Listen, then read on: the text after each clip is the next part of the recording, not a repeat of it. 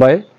दिनै 15 डिसेम्बराव दुलाराय बर' फरायसा आफादनि बानजायनायाव खुंगा गुथि मिरु रोंग'सा सायख' आनजाद खोला कामरुप जिल्लायाव मोननै मिरु खालामनानै खुंनाय जाबाय।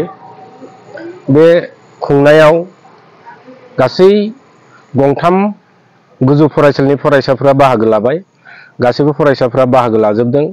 गाहायै दुलाराय बर' फरायसा आफादनि थांखिया जाहैबाय जायफोर फरायसाफोरा थाखो 8 थाखो 9 आरो 10 आव फरायनानै दङ बिथांमोनखौ जाहाथे थुलुंगा मोनो फैबाय थानाय समाव जायफोर आनजादफोरा साख्रिनि आरो बायदि बायदिफोर आनजाद जायो टेलेन्ट आनजाद बेफोराव जाहाथे फरायसाफोरा दावगानो हायो एबा थुलुंगा मोनो इन्सपायार जायो। बेनि थाखाय बेबायदि फरायसा आफादफोरा मोनसे गेदेर उद्देश्य लानानै खुंबोनाय जादों। थिग बेबायदिनो जोंबो खोला कामरुपाव जोंबो खुंबाय थायो। देग्लायबो थिग बिदिनो खुंनाय जाबाय।